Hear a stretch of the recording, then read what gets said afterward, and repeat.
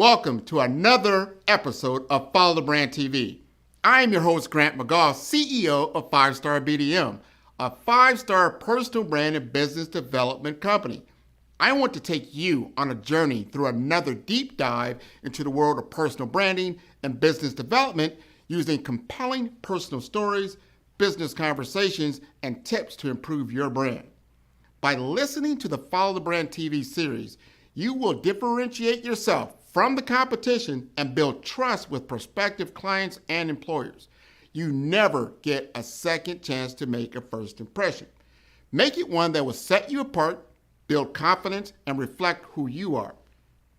Building your 5-star personal brand is a great way to improve your skills and knowledge.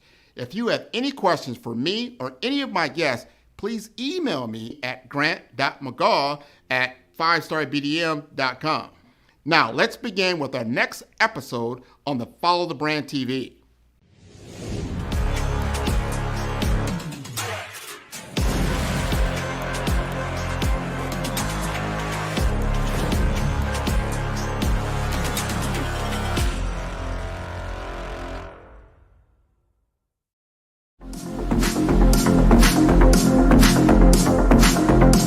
We don't have to send you on some course somewhere, to learn the skills or anything. No. Today, right here now, in this room, what makes you great? I want you to pretend that everything I'm saying is complete and utter bullshit. How can I change the world? You fucking can, man. We are talking about what is it that shapes and drives your identity and your life. Rich's presentations are incredible, they're all-encompassing, and they're not for the faint of heart. Own that shit and go, yeah, this is who I am, yeah? So the question is, therefore, how close are you to becoming everything that you are capable of becoming? You don't want a brand that just makes sense. You want a brand that makes sense and people feel and love. This box here, this is kind of like a default setting. It's a default setting in business. No one wants to be too extreme. No one wants to put themselves out there in a way that hits a 10. Voice in your head is like a radio station. It's always on. And there's two channels. 94.5, I Suck AM, or 104.3, I Rock FM. Which station are you listening to? Power of his pauses was amazing because he was so strong in his energy. When you show up in life, you should show up for who you are.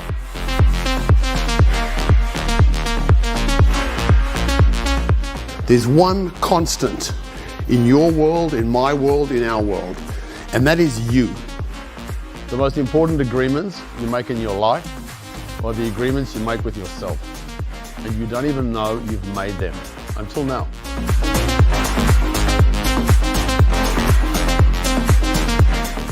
Who are you as a person? What are your hopes and dreams for this organization? What do you want to be remembered for?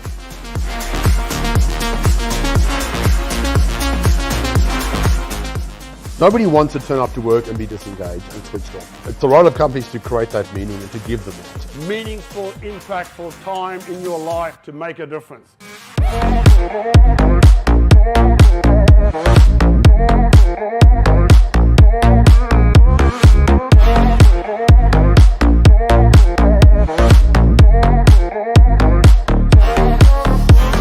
And each door that opens is an opportunity for you. It's an opportunity. There's kind of a freedom, there's kind of an excitement, there's a possibility for you and your life, and that's what the opening offers. That's the person you want to be showing up, and that ain't a 7, okay? Okay? That's what's going to happen this afternoon. You want more, don't you? Well, you're not going to get it!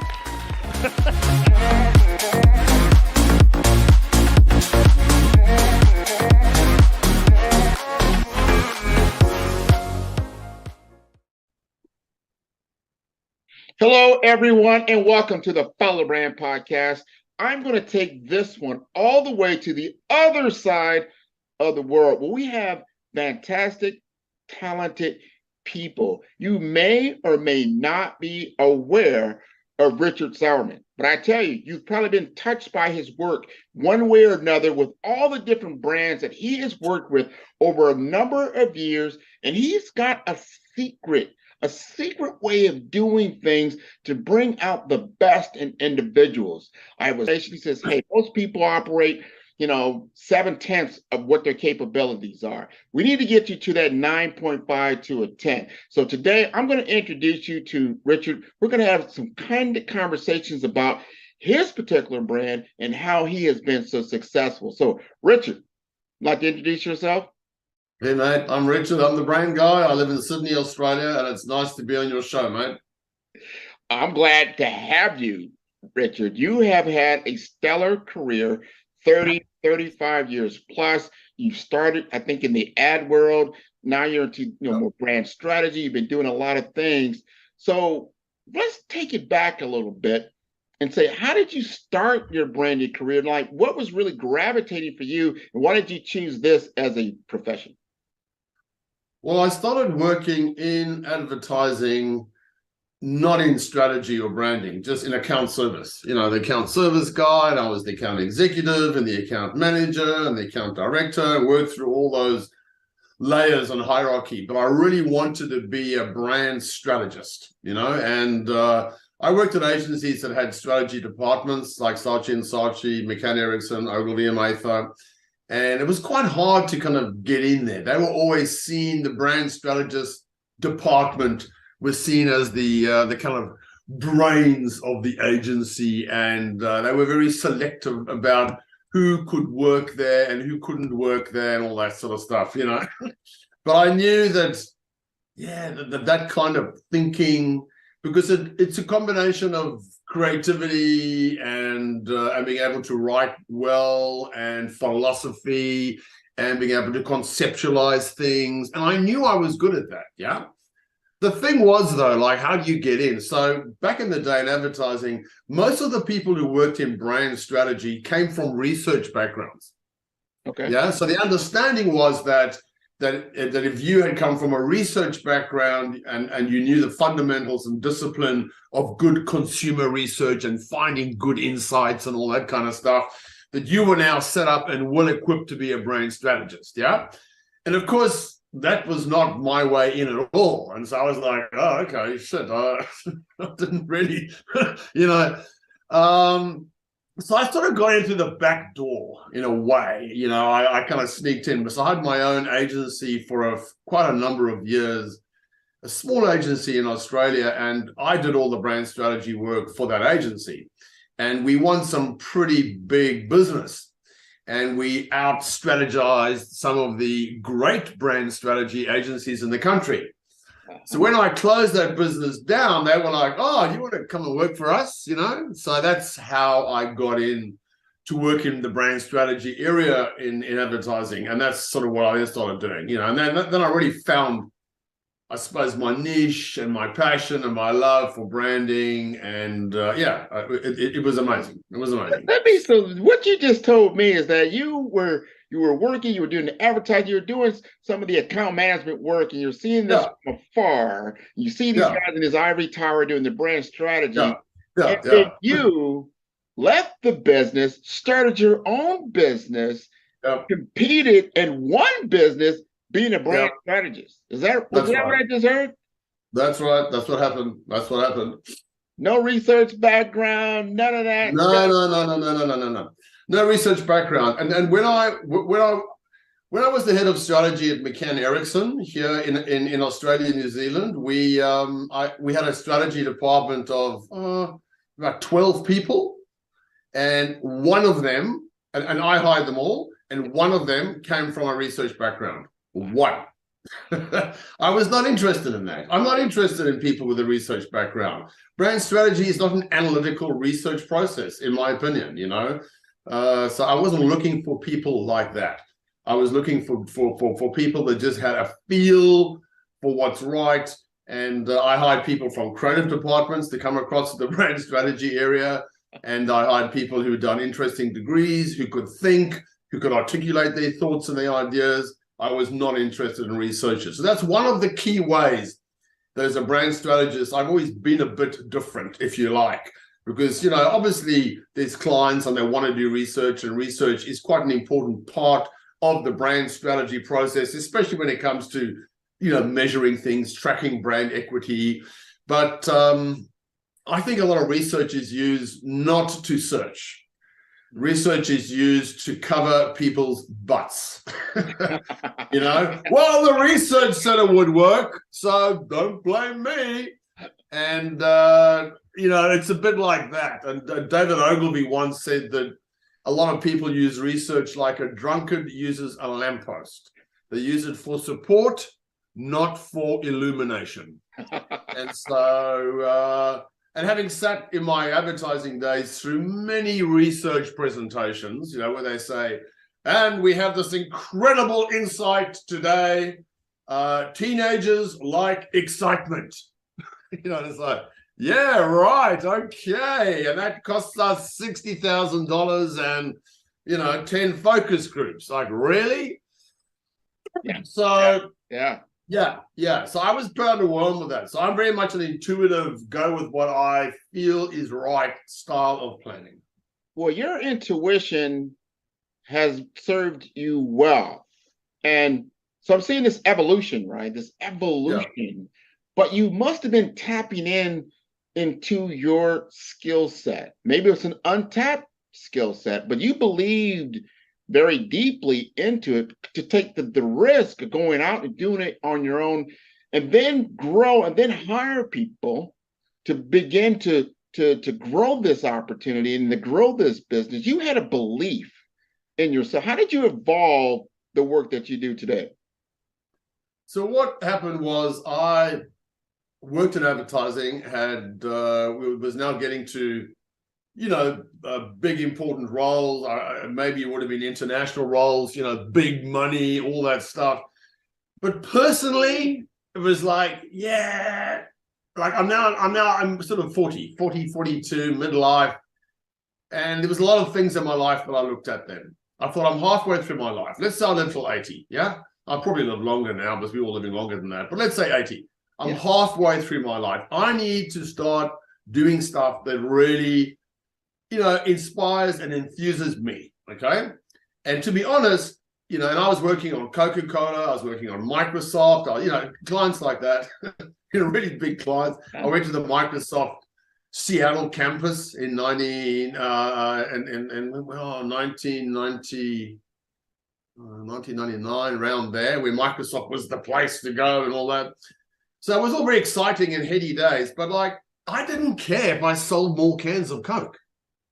You know what I mean? Yeah. Like, I don't care. I don't care if I sell more Microsoft bloody boxes, because back then we were selling boxes. This was all in boxes. It's like, it's just, every brief was, you know, more and growth and sales and more and growth. And we want to get more share of mouth and more. And I was like, yeah, I'm just not motivated by that at all. But what I started doing was, when I was working on Microsoft, I realized something. Because what happened, so McCann Erickson won the Microsoft business globally, okay? And they were appointed globally to work on Microsoft, and all the strategies, so it was a global strategy that was applied across the world, and all that thinking and work was done out of their San Francisco office, okay? So now I'm head of strategy here in Australia going, okay, what can I contribute to Microsoft? Because all the thinking's done. You know, all we're doing is we became an executional shop, basically. At that time, Microsoft were going through a few problems. They'd become very big for their boots. They'd become very arrogant. They'd become very, you know, they're very pleased with themselves and et cetera, et cetera. So they had some issues around reputation as a brand, yeah? They weren't warm and friendly and very nice, and they were too, you know, they were quite smug and pleased with themselves. And this was playing out in all sorts of ways. It was playing out in various court cases going on in America. And Bill Gates was, you know, I forget the details of all that now, but this is what was going on, yeah? So I thought, yeah, it's kind of interesting. So what I started to do, I started to work with the Microsoft partners team, because Microsoft don't sell their products directly to anybody. Yeah. You know, they sold them through partners who were computer IT stores, yeah? And they have all the Microsoft products in there, and they sell their products, and they called them partners, but they didn't treat them like partners. You know what I mean?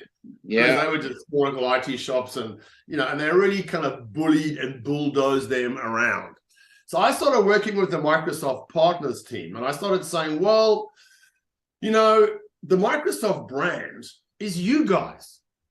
You turn up at an IT shop down the road in Sydney somewhere and say, hi, I'm from Microsoft. My name's, Grant. How's it going? Do you guys do that? And they said, no, we don't do that. No, it's all emails. It's all, distance communication from afar. And I was like, yeah, well, that's what needs to change.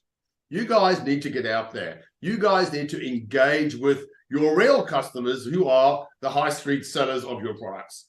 And that's what they started to do. And so then I started thinking, well, that's really cool, because suddenly branding is not advertising. Branding is the people who work for the organization and how they show up in life. You know what I'm saying? Yes. So I thought that's the way to brand. The way to brand is, and it's a leadership conversation. It's not a marketing thing. And ultimately, it starts with, what is your purpose? So I'm very much about businesses, doing business for good. And good businesses have a purpose, yeah?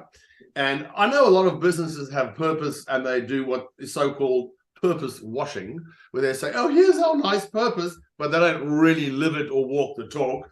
Well, my job is to at least help them find what that purpose is, articulate, and then brand in that way, yeah? And then that touches everything they do inside the organization, which I call brand on the inside, their people, their culture, their values, how they behave, how they do business and all that. And their brand on the outside, which is their marketing, sales efforts and things like that. So that's where I started to shift the way I do branding. And the people who are impacted most out of that, this is like 20 years ago, are the staff. Yeah. The people who work for the organization, who turn up on a Monday morning and go, why should I be excited and pleased to be here? Because, of course, we're making money. If you're any good as a business, you make money, but we're making a contribution to the world, to the planet, to society, to people. And that's what people need and want, to be motivated, engaged, and charged. So that's the kind of road that I started to go on. Does that make sense?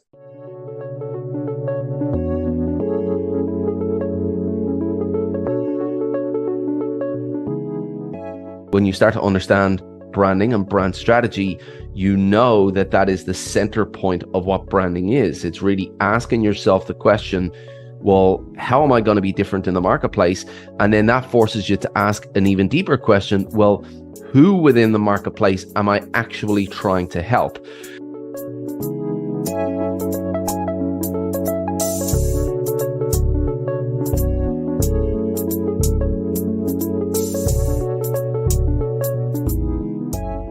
So really, when it comes to helping students or clients to see what we're trying to do is to highlight that massive gap in their understanding about what branding is, that no, we're not trying to get people to just recognize our brand through a logo. We're trying to get them to feel something for our brand. And the way that we do that is by getting crystal clear on exactly the segment of the audience that we're trying to target, exactly what type of challenge that we're going to help them overcome, what type of experience we're going to give them that's different from the competitors that are out there, and the way we're going to engage them, the personality that we're going to use. All of these things come together to create something that's truly unique, the way we all are as individuals, because we all have these unique elements that make us us. And that's the secret to branding.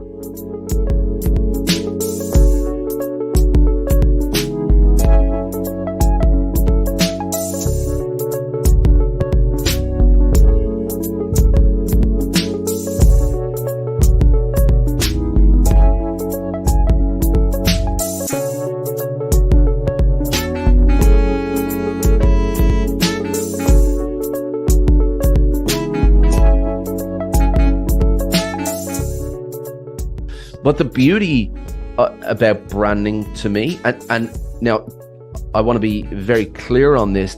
The marketing world is going to change dramatically in terms of the channels and the distribution and the way you get your message out there. 100%. The tactics, the techniques, they're all going to change. But what absolutely does not change and will never, ever change is the fact that a brand exists to serve an audience.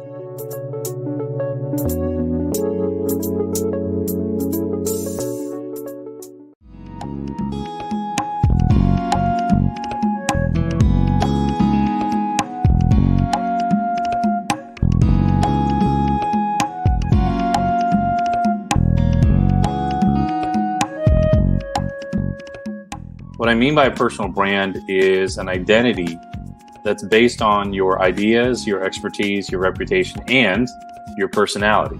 That matters, right? So when we think about the fact that it's not just what you know, but how you do it and how you convey your ideas and communicate your ideas, it's first very important, step one, to have a point of view.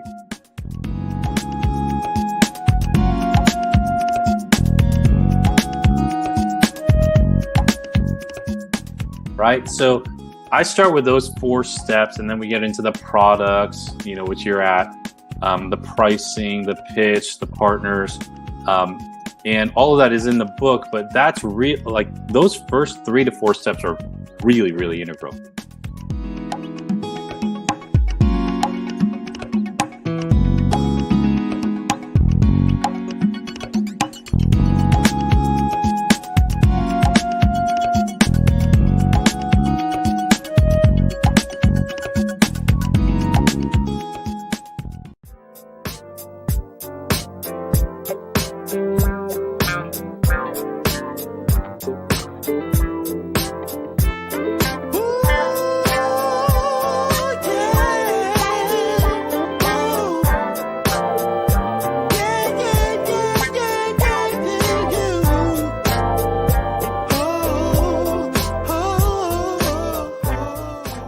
First thing here is your image. People buy with their eyes before they spend with their wallet, right?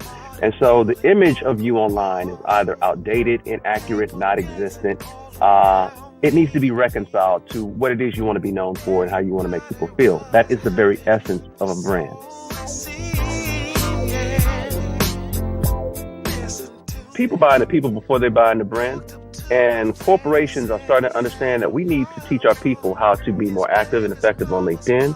We need to help and invest in them in terms of getting the image together and teach them how to promote themselves, because by promoting themselves, ultimately what they are promoting is they are promoting us, right?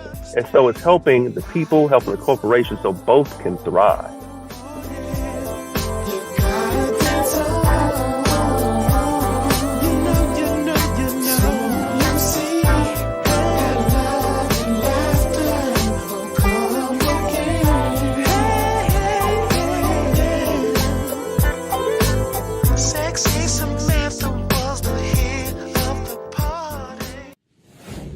No, it makes perfect sense. And I love that, because you're right. I've been in IT business 20, 25 years. I know Microsoft. I've dealt with Microsoft. I understand it. I've worked with other large entities like in the States, AT&T, Lucent Technologies, Avaya.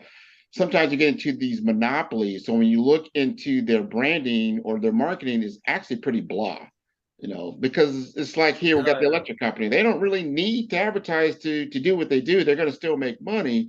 Yeah. So what is their brand? So my question to you, are you a truth teller? Can you go to them and say, do you want me to give you the fluff, or do you want me to tell the truth to you about how your customers feel about your brand right now? Yeah, I'm a truth teller. I am a truth teller. But what I do is, when I brand an organization, the research I do is I go in and I meet the people who lead and run the organization. Yeah, I ask them, where are you taking this place? What's the vision? What's the mission? What's your purpose? Hand on heart, what's it all about? And I go in and I discover the truth in that way. And I set it up as follows. I am going to have a red wine midnight conversation. Okay?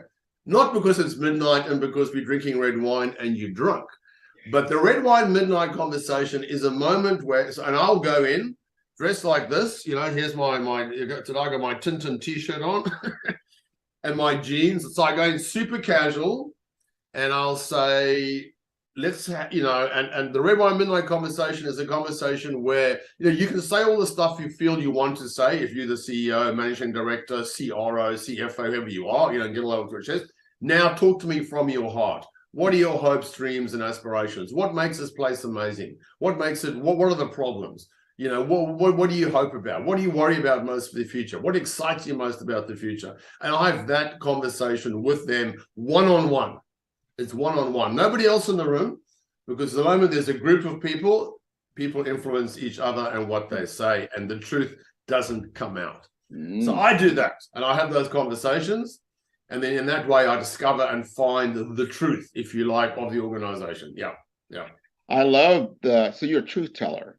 So we're going to find out the truth about yourself, about your personal brand. What is, you know, when you think about in your competitive landscape, you compete with there's other brand people out there.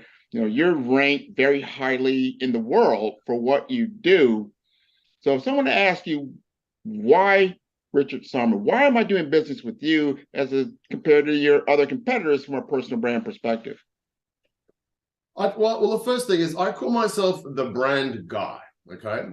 And the fact that I do that says something straight away. Remember I said earlier on that when you work in advertising, the kind of branding strategy people sit in these ivory towers, and they, you know, branding is all about these, you know, these models, and it's all very complicated and intellectual and all that. Well, you know, branding's about people. And so I call myself the brand guy for that exact reason, to kind of take it off its pedestal and to make it something that's real and accessible and understandable and relatable by everybody.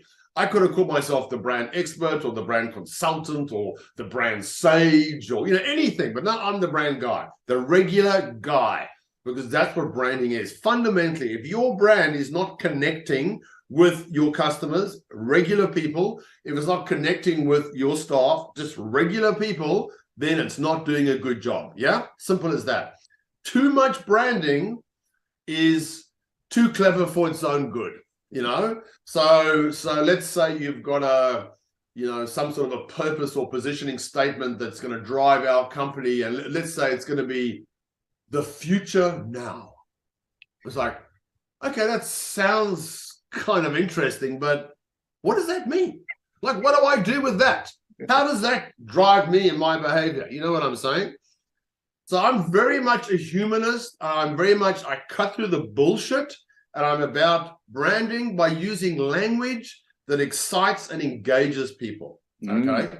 And in order to do that, when I turn up to brand or work on any job, I aim as high as I can, because branding, like, I'm an idealist. Yeah. And when you create a brand strategy for an organization, you know, it might not be the actual state of play right now today, but you are creating an ideal state. This is what we want it to be and how we want it to look like. So why wouldn't it be absolutely amazing? You know what I mean? I mean, why not? You know? So that's what I do. And I aim really high, and I'm passionate about that, and I push it. And if people get in the way, I challenge them, you know, big time, all the time. And some people love that about me, and some people don't. You know what I'm saying? Life, right? You're gonna have that's life, and that's life. And some people find it a bit full on and a bit too confrontational, like, you know, not this guy. But the ones who love it, love it. And I do not compromise on that for anybody. You know what I'm saying? If I have clients or get a client that is not up for it, then I will say, listen, I think you should work with someone else, and I'll just stay at home and watch the cricket on the television. You know, I got better stuff to do, man. And the older I get, the more clearer I become on that, because my time on this planet is getting less and less and less, and I don't want to spend that time doing mediocre, average thinking and work for people who want work like that. I'm not interested. It's just Oh I'm man, not that's interested. Just to I make a like living, that. you know. I'm not interested.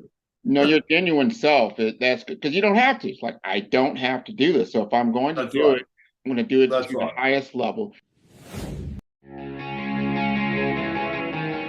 I help industry experts commercialize their knowledge, wisdom, and skill set into a business and a brand. And I very much focus on those two areas because my passion is to commercialize personal brands.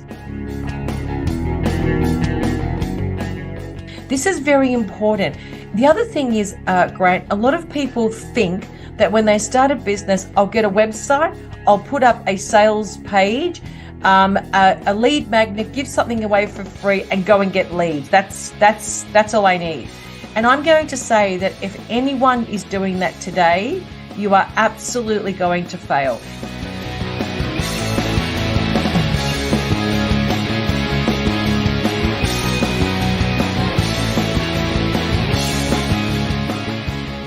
The most powerful gift that we have been given that no one seems to put any, currency on is our self-awareness. The moment you have self-awareness, the game changes.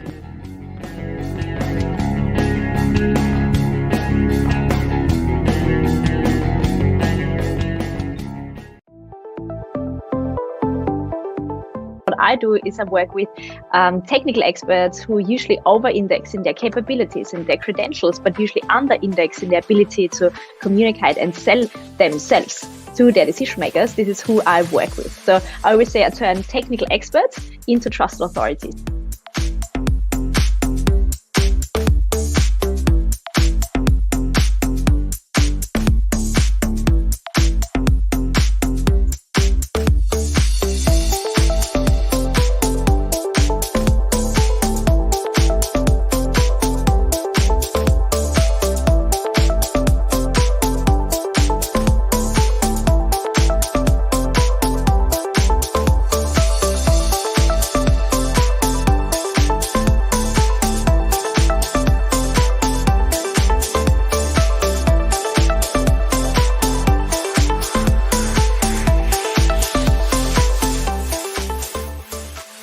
The way how we think about career, leadership development and success, we need to rethink that, because it's not about staying in a company the longest or having the most credentials or the most level of knowledge, because we cannot compete with AI, and this is what we're doing nowadays. So the only way how you can go from having all the capabilities is to also build your brand in terms of what's the value I can provide, what's the reputation, the social capital that I want to build, what is it that I want to be associated with beyond my title, beyond my credentials, because this is exactly what helps you to future-proof yourself.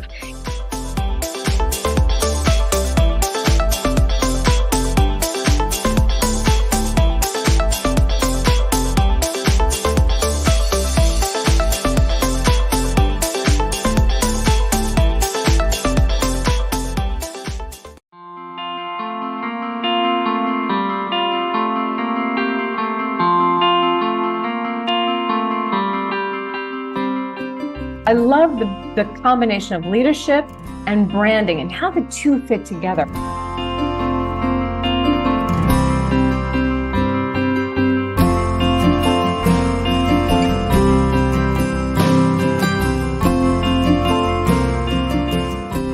I think there's only really two mindsets, two foundational thought systems. One is based on fear, and one is based on what I call the joy of possibility, the potentiality, what could be. And it's interesting to see what's happening with leaders today.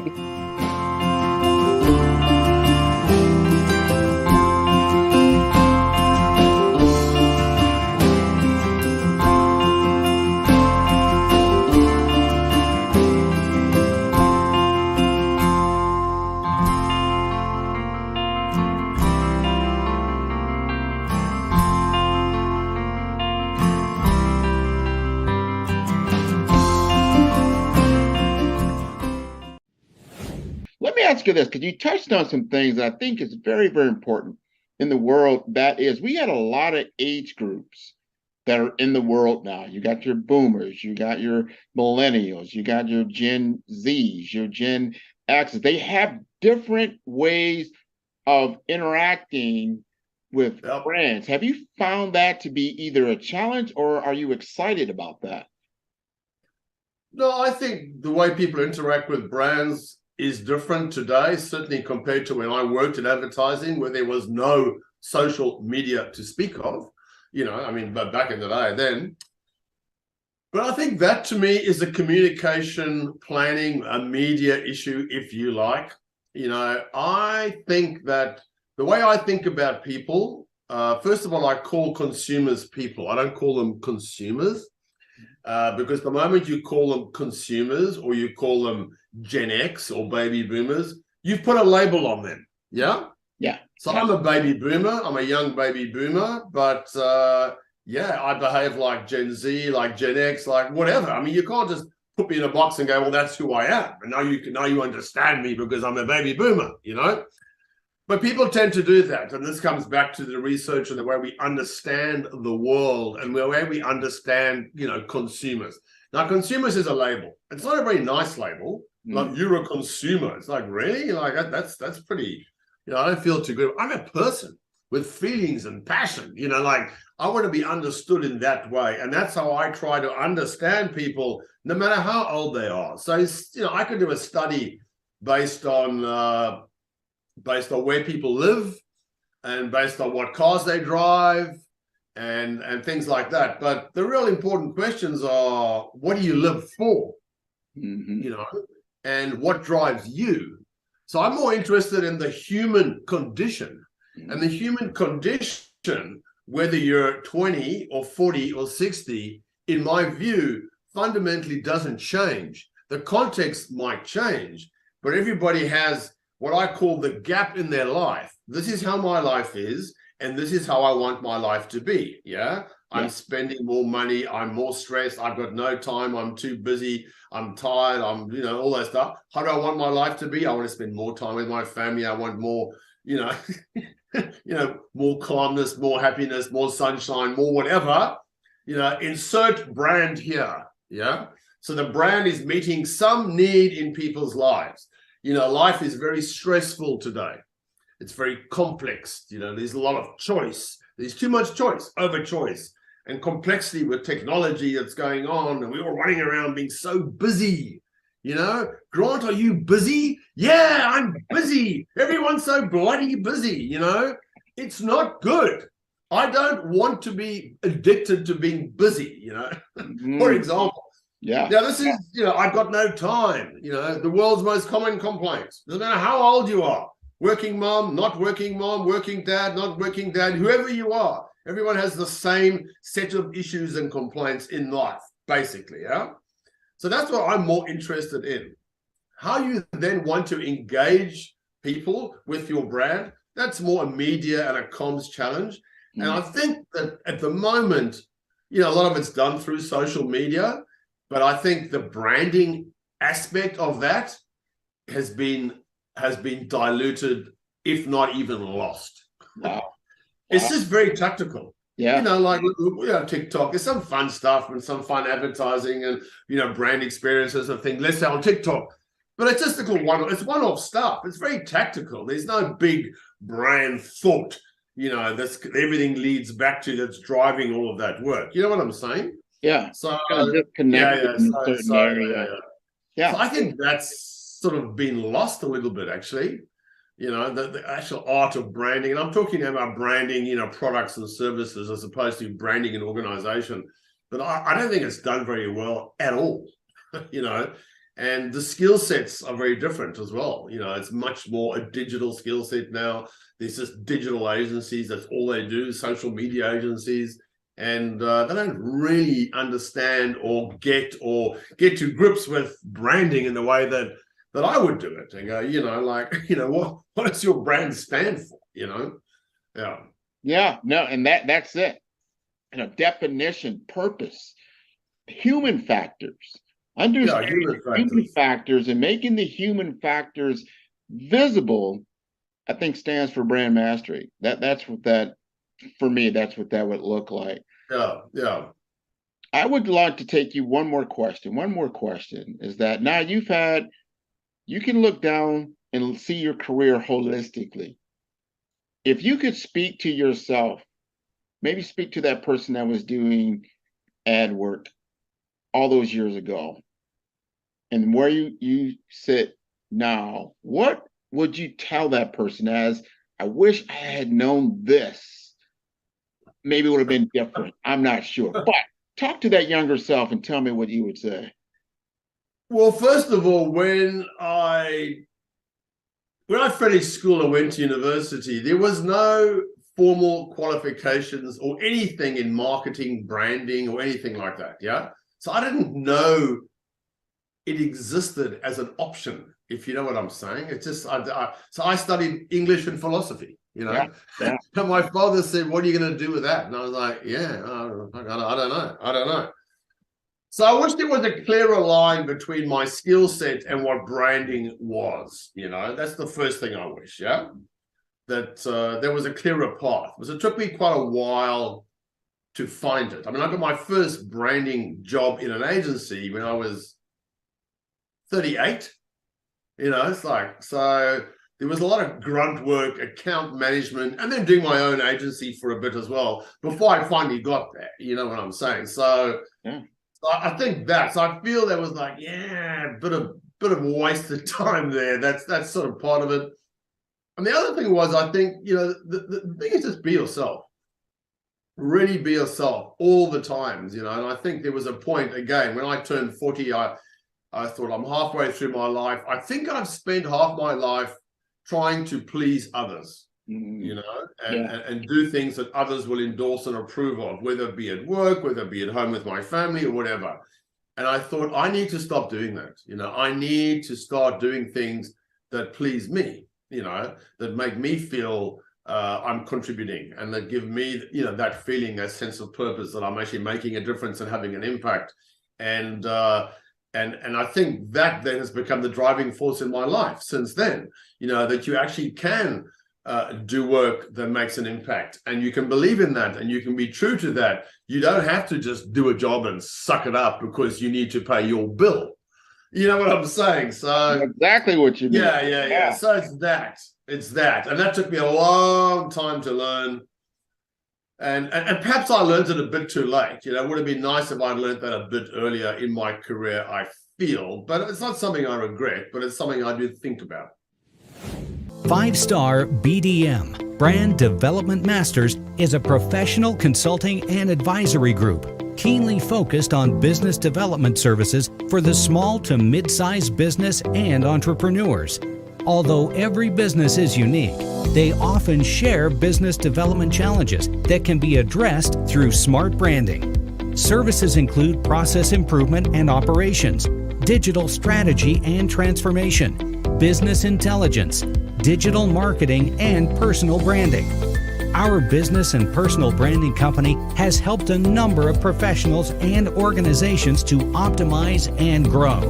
This results in more business, more opportunities, better reach, positive outcomes. Visit www.5starbdm.com today to learn more. Follow the Brand TV broadcast host, Grant McGaugh, as he visits with top executives and entrepreneurs to find out their secrets of success with their personal brand. Follow the Brand TV broadcast host as he focuses on brand development to build better relationships, bring value to your business, relationships, and career. You will enjoy listening to each episode that is tailored to speak to you directly. If you're looking for this type of clarity in terms of building your brand, you have tuned into the right station. Each episode will help you to shape a conversation in the 5-Star BDM network of 20,000 professionals and become a springboard for your corporate engagement and business opportunities. Each guest will frame their story in the areas of personal branding, business development, career development, financial empowerment, and technology innovation.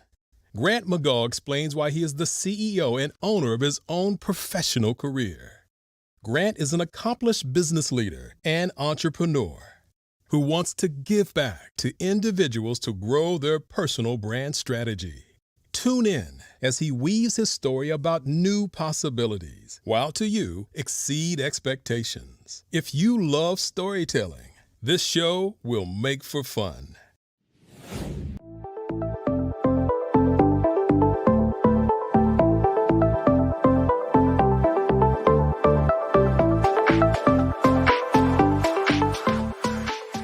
The way to brand is, and it's a leadership conversation. It's not a marketing thing.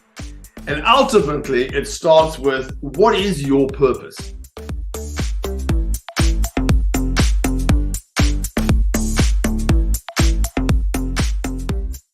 So I'm very much a humanist. I cut through the bullshit, and I'm about branding by using language that excites and engages people.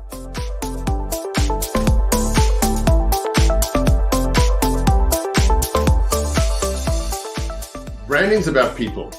And so I call myself the brand guy for that exact reason, to kind of take it off its pedestal and to make it something that's real and accessible and understandable and relatable by everybody.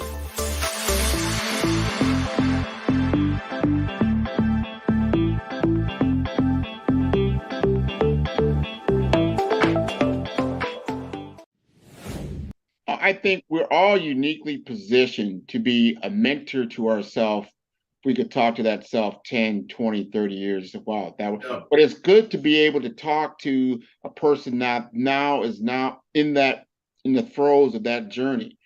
Persons in their 30s are trying to figure it out. They maybe have had some corporate experience, maybe they dabbled in entrepreneurship. They're trying to I want to do what fulfills me. The fulfillment model, I think, is lost a lot in corporate America. They have a set of responsibilities they want you to do, and that's it. And I read that on your website saying, yeah, but maybe that only says that's 7/10 of what you're about. Those other 3/10 are still talking to you. They're still saying, Richard, what about us? We can do this and this and this. And that skill set doesn't get used. But now we're in this new economy that you have a gig economy.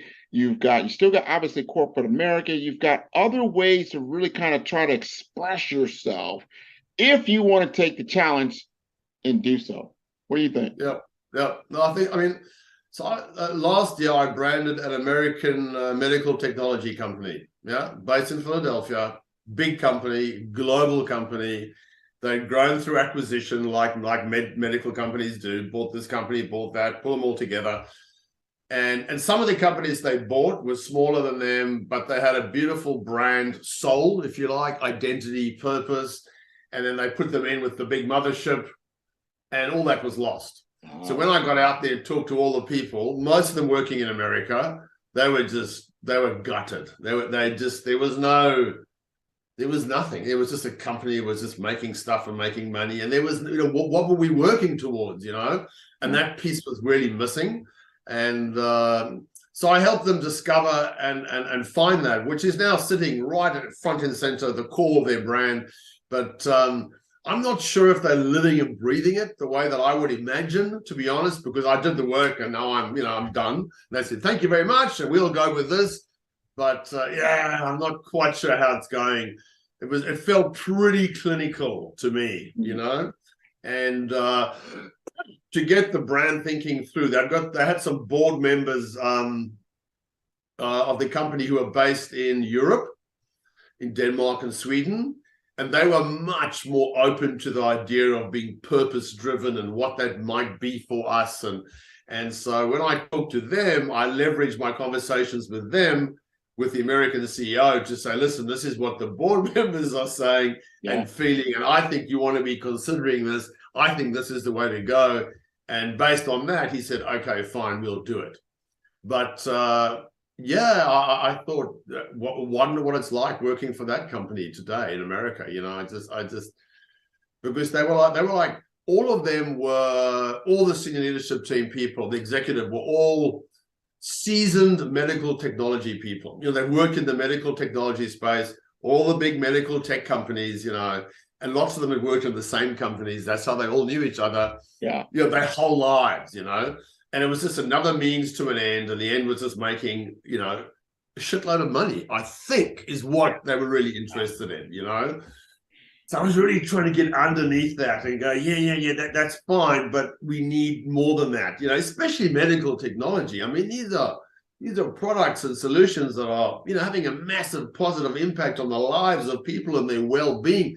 Let's articulate this in a way that makes everyone feel proud, you know, and excited. And that's how you want to build an awesome brand.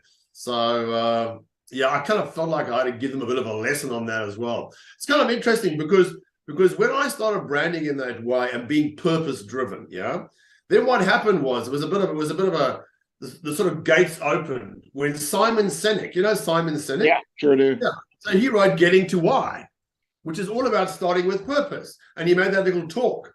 And suddenly that's, you know, it was like, oh, that sort of hit the world scene, didn't it? It was like, oh, this is the way to do business, yeah? Bloody hell, I should have gone to that. But I was kind of branding in that way. Anyway, you know, so when he came along and everyone was like, oh, Simon Sinek's the guy, you know, it's sort of, it made, you know, people were more open to my ideas and thinking, going, oh, yeah, I've heard about this. This is the way to go, isn't it? And I was like, yeah. So I was quite surprised that in America, still there are companies that just don't really embrace that, you know, big companies. I'm sure there's lots and lots, yeah. You know, don't embrace it the way that a great point that, especially like I live in America, born and raised here, and it always seems, and I'll state this, that it's all about the money. It's all about what's going on with your stocks. It's all about your profits, and that is the goal. The goal is to get profits. The goal is not, if you're in the clinical world, medical world, the goal is not to improve the lives of others. Maybe you put that as your logo because that's what it says. But here's the thing. But here's the thing, you see, it's profits, and it's profits in the next quarter or the next 6 months. You know what I'm saying? Yeah. If you build a business that people love working for, that people love doing business with, that people love having in their communities, you know? I mean, if you build a business and create a brand like that, you will have profits. You will have amazing profits. That's what Steve Jobs did with Apple Mac. People loved Apple Mac. I still love Apple Mac. I use their products today, you know, and that's what he's done, you know, and that's what he did. But it's not a 6-month play, you know. It's like it's a long term, 5-10 years plus. But the average CEO tenure is what, 5 years maximum? Maybe 3 to 4 years. 3 to 4 years. And what does he or she want to do? Just get their money, hit the numbers. Thank you very much. I'm out of here. You know, and it's a problem. It's a problem, but it's starting to change because there's an expectation out there amongst people, call them consumers if you want, that companies and brands need to make a contribution to the world, you know, much more so than 20 years ago. You know, people now expect that. And there's lots of studies that bear that out, that purpose-driven companies are, you know, 80% of people will say, I'll shop from a purpose-driven company, I'll work for a purpose-driven organization. You know, this is what people are saying now. And, you know, and I think there's still a lot of companies that are waking up to this, albeit a bit slowly, but it just amazes me that today, it's still profit over people, if you like, or profit over purpose. Whereas I think it's wrong. The profit will come. Of course it will come, but it'll take time if you build an amazing and beautiful business and brand. So it's flipping it around. Better. I think that's all wonderful. Human factors, human-centered design, human messaging with purpose. Because if COVID has taught us anything, is that our world is fragile. Our world is fragile, and we should all be doing our part to make it a better world for everyone involved. This has been wonderful, Richard.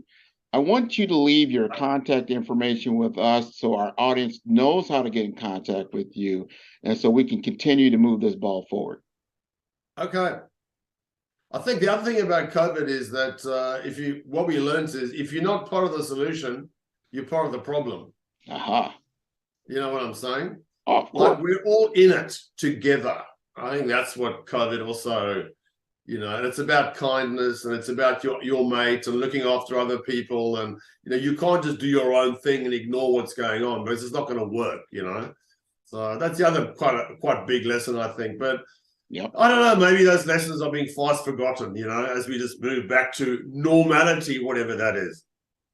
Very true. Very true. You want to give my details or what? Your website. What's the best way to get in contact with you? If you Google The Brand Guy, that's it. I'll come up everywhere. My website will come up, my LinkedIn, my Instagram, everything comes up. Boom. Just The Brand Guy. Well, I tell you that's easy, and I love it. Very easy. Very easy. Is important. Let me ask you: Do you come to the States? Do you do talks? You're very, very well known for doing speaking engagements. Do you come to the U.S. for that? I have not. I've done one talk in the U.S. in my entire life. I've done a few overseas. I've done speaking engagements as a side hustle, if you like. I'm looking to change that. Well, this year, I've invested in a new speaking website. It's such a mission, and it's quite expensive, and a new reel, and so I'm setting myself up to do more speaking, and I want to speak, wherever I can. That's what I want to be doing. I want to, that's my next the next 20 years of my life is going to be more speaking and less working on branding projects. That's the plan anyway, Grant. No, I want to help you with that plan. So you want to come to US? That'd be great. Love to have you. That'd be fantastic. I've got on my website is the whole speaking page and all the topics I talk about. Obviously, I talk about branding, but I've also got a personal development talk that I give as well, which is my what should I say? It's my I don't know. It's the one that I love doing most. It's the most unique and different and compelling. It's a talk and a workshop, and I take people on this journey, and it's something I love doing. Yeah, called Real You. Oh man, we got to tune into that. I mean, you got Real You work, you've got things out there. I love how that's it. Putting the human back in the center of the conversation and the equation and the process. So this has been wonderful. I want your entire audience and my audience as well to always tune into all the episodes on Follow the Brand at www.5starbdm, and that is B for brand, M for masters, D for development. We do it all. I'm gonna tell you something, Richard. I've had a lot of brand masters on my show. We're doing the brand masters season. I love the way you have uniquely positioned yourself and talked about your story. You are iconic in this field, and I truly appreciate you being a guest on the show. Thank you very much, Grant. Good to meet you and good to chat. Absolutely. Take care. Take care, mate. Bye. Tune in for our next show or click on our website at www.5starbdm/followthebrandtv. Thank you.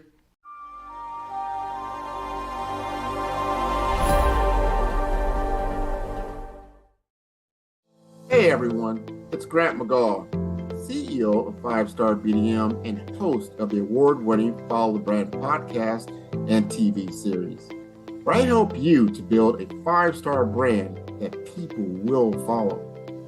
My genius is personal brand development through intelligent communication and helping you achieve your business and career goals. I am a requested speaker on digital technology and brand development issues. I want to work with you to increase the value of your current opportunities while attracting new ones. Every one of you is unique, and we all share challenges that can be addressed through smart branding. As a super connector, I work with you as an executive coach to guide you along the complicated business and career development road, providing the enhancement tools and information you need to succeed. Together, I will help you succeed in today's challenging business climate. I will evaluate and measure your progress. Best of all, I am right alongside you every step of the way. Build the brand called you. Genius.